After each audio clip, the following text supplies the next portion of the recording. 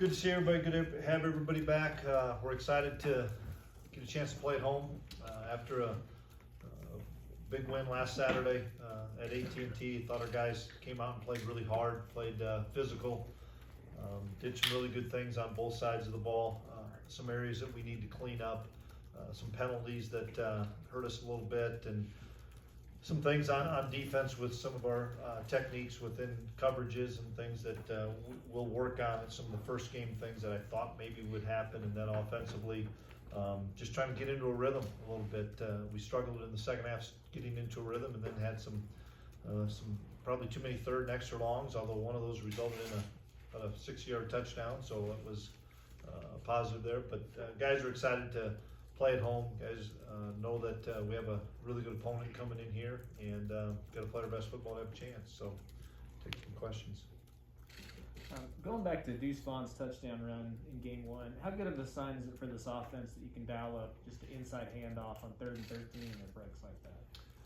Well, it throws off tendencies for sure, as far as being able to just, throw vertical games or drop back games or screen games on your 3rd and extra long, that you can hand the ball off and block it up well. And once again, I give our offensive staff and offensive line credit for picking up the kind of the stunt that they had, and we were able to wall everybody off and make a big play. But for us, trying to get the football into 22's hands is important, and that was one of those ways that we were able to get him the ball and had him in space and made a big play.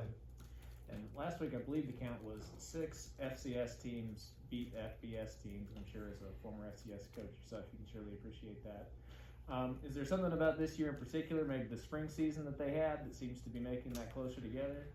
No, I just think there's a lot of parity in college football, and there's a lot of good football teams out there. That there was a number of games that probably could have been won by FCS teams as well. And being at that level for a while myself, those are big games and big opportunities to make a statement and prove that you belong with the Power 5 schools. And we talked. Bradley Moore was a really good football player for us last year, and you get a bunch of guys like Bradley Moore on your football team, you have a chance to win, and because of the belief that they have. And Southern Illinois is no different. Nick's done a tremendous job there, and so it'll be a really good football game.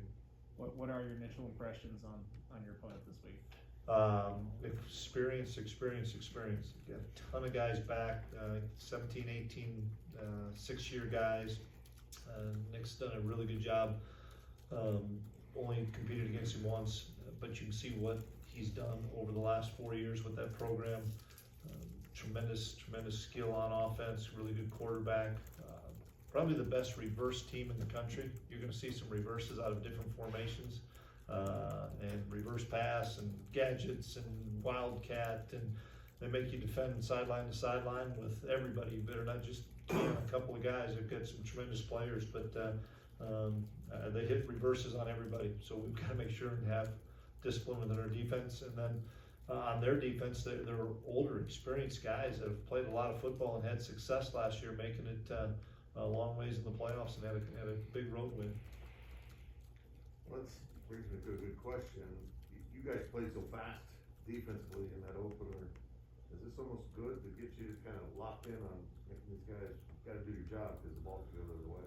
Well, we were so prepared to play the run against Stanford, and we had guys coming downhill. I mean, there were some times in big people that they had that we had everybody with the corner coming downhill at the run. And we can't do that this week because of the amount of gadgets and trick plays and double moves and just really variety of offense. Stanford didn't give us that variety that Southern Illinois is going to. So I think it's more of just the discipline of doing your technique and discipline of getting back to more spread out football. Stanford wasn't as much spread out football. These guys are going to run RPOs, and they're going to have all different personnel groupings, and so kind of back to what we did in the fall camp versus our own offense that does so many different things. We have to get back to that, because we'd spent, we had 12 full practices of nothing but Stanford, and that's a different mindset playing those guys than it is playing a lot of teams. That defense that you ran is kind of designed to survive the Big 12 and the spreads and the different looks. It's not necessarily built to be a stop the run against a run first type of team, but you guys did it. What did you do well out of that formation? Played fast, and we worked both our 3 down and 4 down extensively for those 12, 14 practices, and had a good plan on both. And probably some of the personnel substitutions back and forth, I think everybody saw that. They'd sub a guy, we'd sub 3, they'd sub 2, we'd sub 3. I mean, it was we got caught in a couple times of playing the 3 down when we wanted to get to 4 down and had some success. So then we just stuck with it because sometimes they were bringing in so many people, we didn't know all the time what the personnel was. And so we ended up playing a little bit more 3 down than we probably even thought we would. And finally, how much, I won't say nerves, but was there any anxiety for a coach that's never run this defense before? Absolutely. Put it out there and see what happens. Absolutely. Without question, we had a lot of things drawn up on the sidelines if it were plan B and plan C. Part of that was just not knowing what some of the solutions were to the problems that we were going to have. Fortunately, we didn't have as many problems this week, and we're still learning on some of this, and that's why we still we need to keep playing what our staff knows as well. And so who knows, this week maybe we'll play more 4 down because there's some comfort level that we have in 4 down against some of the personnel groupings that they have, and we're just starting to dig into that as a staff. So yesterday we probably split it 50-50 just because we were just showing what our guys were doing offensively or what they would do offensively. So each week may be a little bit different. On that pass breakup that Reggie Stubblefield had in the second half, just how tough of a play is that to make, and how satisfying was it to see right before a game which he'll probably play a lot more? Yeah, I was excited for Reggie. Made a great play. He has a really good knack of just his good, solid player of getting his eyes back around at the right time to knock it away. The guy had a step on him, but Reggie flipped his head around, saw the quarterback throw it, and was able to undercut it and get a big hand on it. That was kind of a theme throughout the day. There was a number of guys that only played a handful of snaps, but were really impactful on those handful of snaps. And he was one. T. Denson was another one. Even Keenan Garber played really fast. And so I'm excited about the guys that maybe played 8 to 14, 15 snaps, but had an impact on the game. Is there anything else that you saw when you watched the film that you maybe didn't see live that kind of caught your eye as something that you kind of need to fix up before you see Southern Illinois? We need to do a better job in some of our techniques in coverage on defense. On offense, I thought we blocked well downfield with our receivers and tight ends. We just had too many negative plays that put us behind the sticks and had so many of those 3rd and longs. We were hoping for a lot more 3rd and 3, 4, 5, and 6, and we ended up getting a lot of 3rd and 11 plus. And there's not a lot of great calls on 3rd and 11 plus unless you just hand the ball to Deuce, which we were able to the one time. But if we didn't, then they had some good success. And so we need to be more productive in early downs.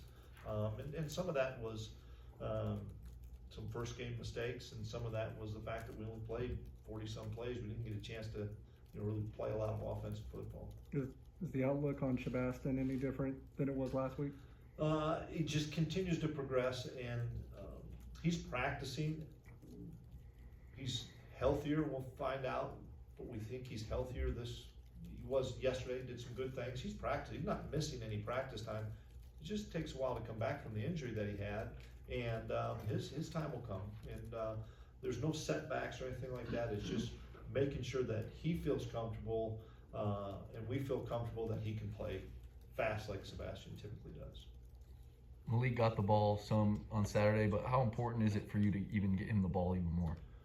Well, we need to get everybody the ball a little bit more, but that's part of the issue. We got to hang on to the ball and have the ball and not have it for 40 snaps or 45 snaps. I mean, that's one of the things we talked about as a staff. There's a lot of guys who wish they would have played more. Coach Mess wishes he would have been able to call more plays, and but that was the nature of the game. I've never seen a game in college football like that. I haven't been a part of one where there's so few plays, and probably will never happen again. Wish it would. I mean, that's fun when it's over within 3 hours and it's 52 plays and 45 plays. That's just not very, it's not common. So everybody, we have to continue to sustain drives so we can, have more plays, more opportunities for a lot of guys. Seemed like your defensive line really handled an offensive line that was supposed to be pretty good. What do you attribute that to?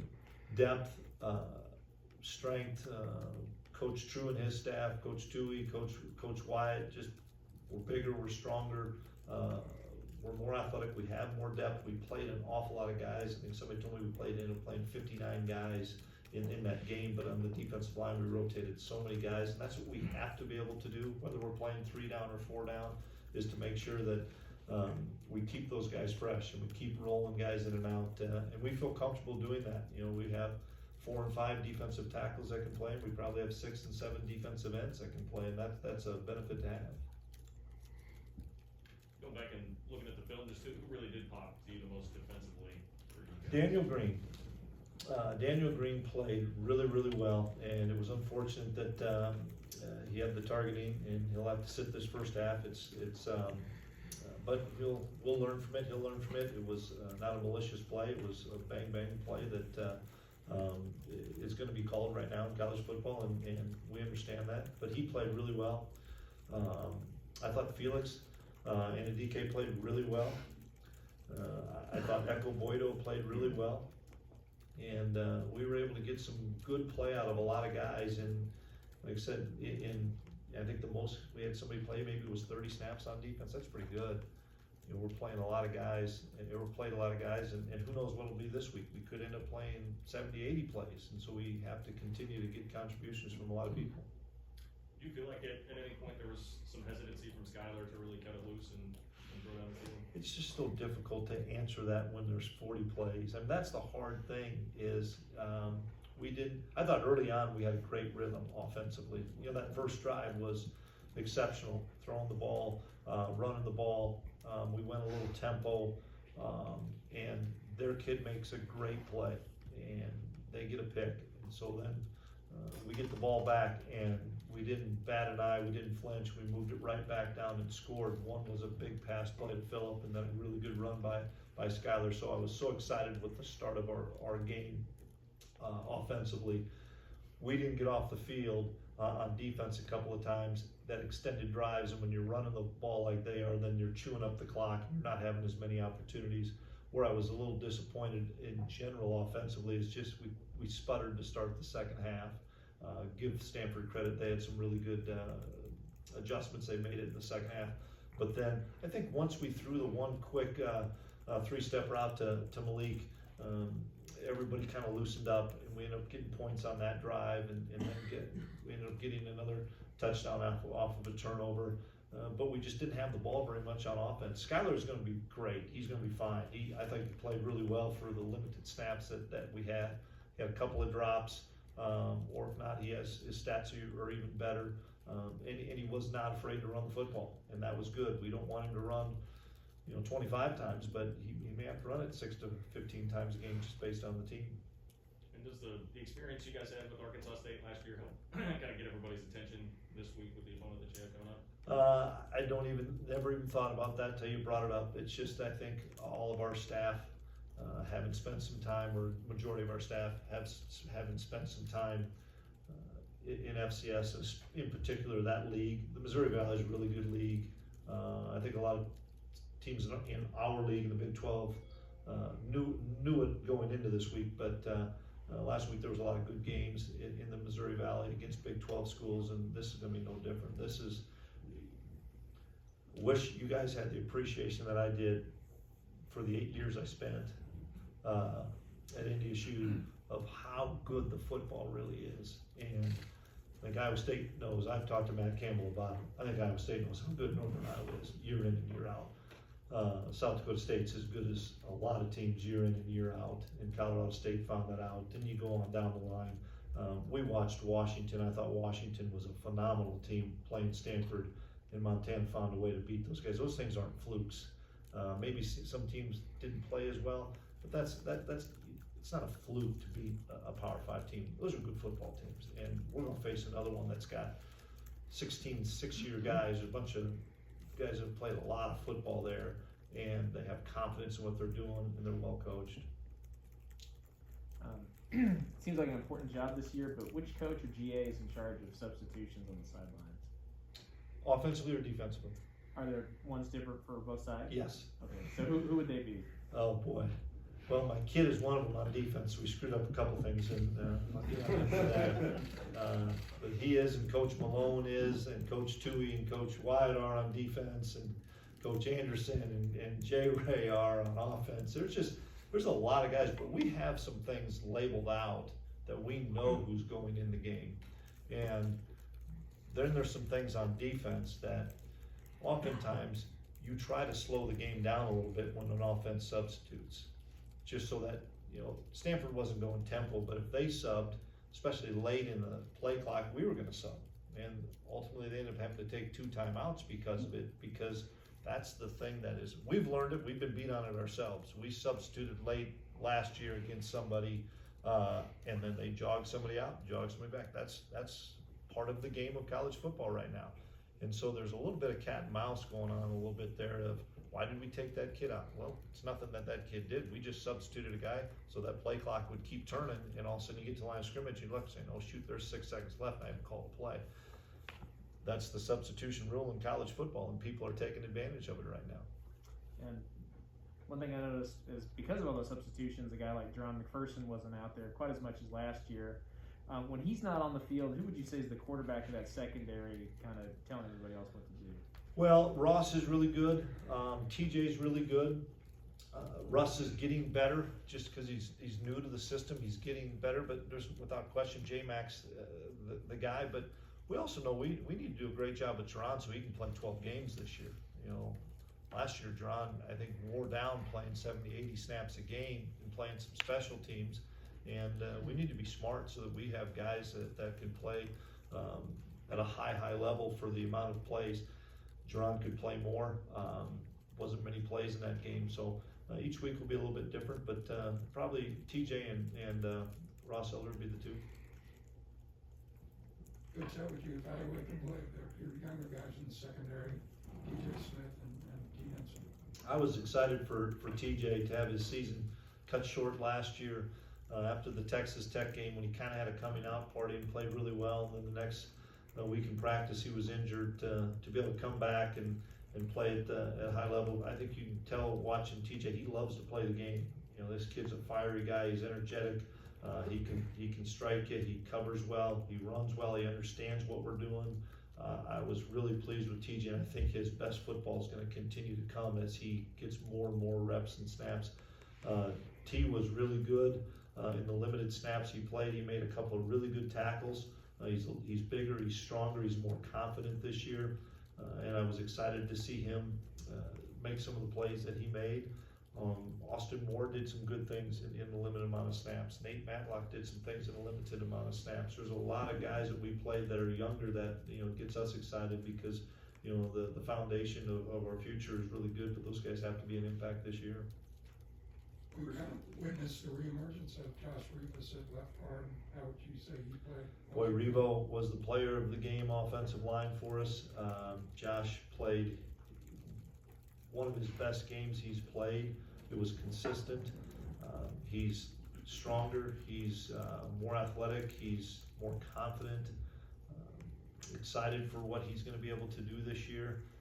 And he's one of those veteran guys now. He's played a lot of ball for us, and it's kind of the expectation we have for Revo is to play at that high level, and I think his expectation is that as well, that he could be a kid that could be an all Big 12 player.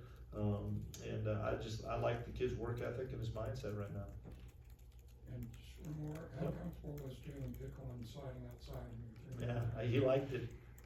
He was playing some defensive end, and he'll play D end and he'll play D tackle based on the fronts we're in. But that's a big, long, athletic body that can get his hands up, that can be disruptive, and that's the benefit. We can play pick at a number of different spots as well as we can. Probably Eli, he can do that as well. But excited about the amount of guys we have to play inside.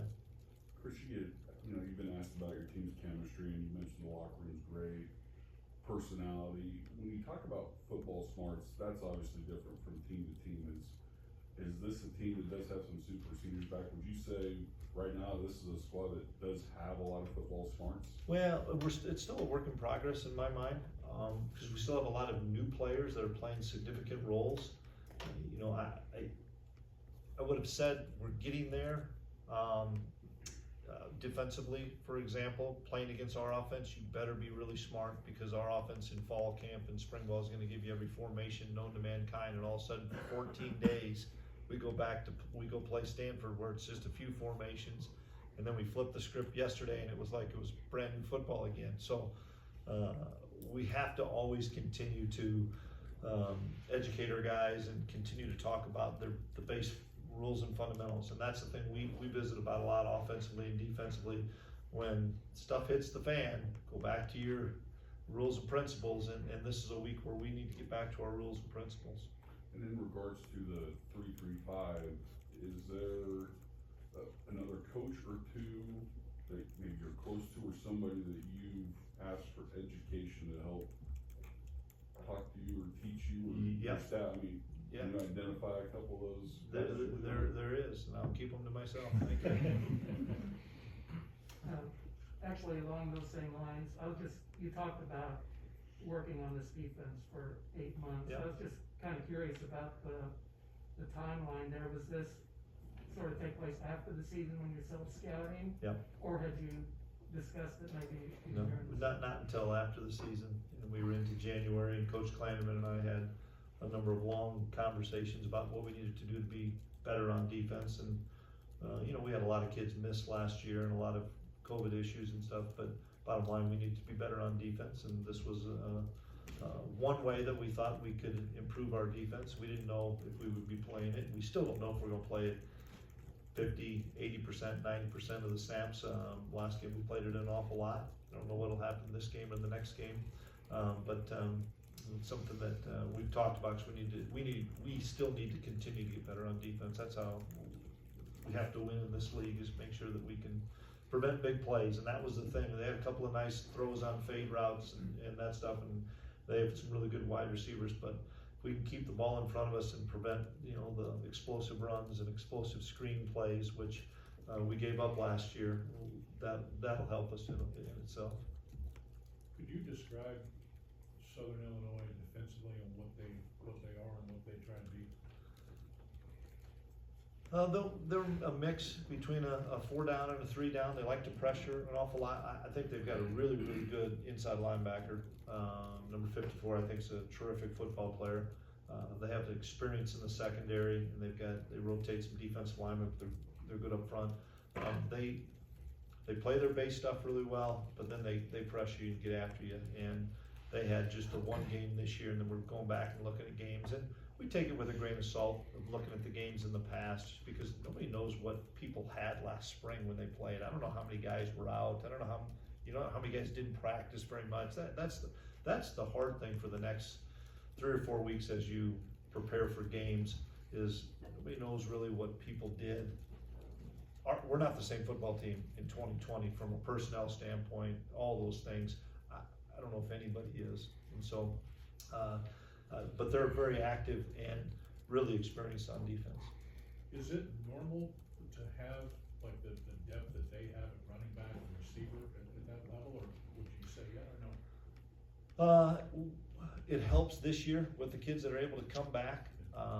I think that's going to be the constant theme that we've talked about, is there's going to be a lot of experienced teams this year, and then there's probably going to be more experienced teams next year, just because of the roster management concerns that we all have. But this is a group that, to me, it was pretty evident. They had a bunch of guys in the spring. If they're NFL kids, they didn't go on to the draft, so they played this spring season. They had a lot of success. They had one of their best seasons, made it to the playoffs, beat a really good Weber State team, and I've got a lot of respect for Weber State. Went to South Dakota State, probably should have beaten South Dakota State, and I'm sure those kids were like, we've got a chance to make a run at the national championship. Let's all come back. And I firmly believe that's what Nick's got in his mind, and he should, because they're as good a team as I've seen in the Missouri Valley, as far as those top upper echelon 3 or 4 teams, I think they're one of them. You know, you've been asked so many questions since the end of last season about all the various grad transfers that joined the program. How did you kind of feel about all of them in game one? I felt really, really positive that they're going to make an impact throughout the whole season. I was glad that a number of them played a fair amount of snaps.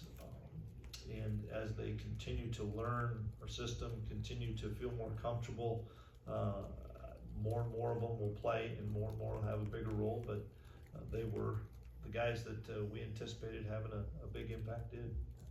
I know it's not that you think you have everything solved after game one. We don't. But that being said, how did you feel about the change with Joe now being on the sideline, maybe what that brought to the defense? Just listening and hearing some of the conversations, and as I flip back and forth between offense and defense during the game, and then seeing us on this after timeouts and stuff, I was really pleased with the communication and some of the things that we were able to iron out on the sideline better than we were last year with some of the adjustments. And so it was obviously after week one a good move, and I think we'll get better. I think we'll get better with him feeling more comfortable, because he was upstairs with me in the past too. So this is first year for a while that I know he's been on the sideline. And then last thing for me, when you go out to Skylar's first touchdown and you see him lower his shoulder the way he did, is that something that excites you because you're like, he wouldn't do that if he wasn't confident, or you're like, oh, Skylar, I don't know if I really want No, let him play football. I'm with you. Let him play football. He was excited to get in the end zone and got in there a couple times, and excited to continue to watch him progress, because I've seen him play right now at a really high level against our defense throughout all of fall camp. And the more snaps he gets, the more comfortable he's going to be getting back to his old self. But guy's playing with a lot of confidence. Anything else? I was just curious about, we saw numbers released that there's several thousand graduate players playing this year. I was wondering how big an advantage is that, not just from the experience, but maybe even from a time management situation where you got guys that maybe aren't. Yeah, I don't. That's a good question. I don't really know. I know that our older guys have played a lot of football, no matter if it's here at another institution. That you probably can tell them something once and they figure it out a little bit easier than a younger player. But this isn't going to probably go any place. I mean, this is kind of the new normal, and we'll find out in this off season, how that cycle goes again. But we're pleased with the guys that we brought in right now, and who knows where we'll be at next year with the transfer portal. You also have several players that were already here that have graduated too. That's what I was. Oh shoot, yeah. A lot of kids working on their masters. I know that. We have so many kids that when we're looking at class schedules, a lot of them are working on MBAs, and it's pretty neat to see that there's going to be some kids are going to be able to leave here not only with a degree but with a master's, and I think that's pretty awesome for those kids. Amaris Brown didn't play a lot on Saturday. Do you expect an uptick from here on? We'll find out. He played very similar to Reggie and T.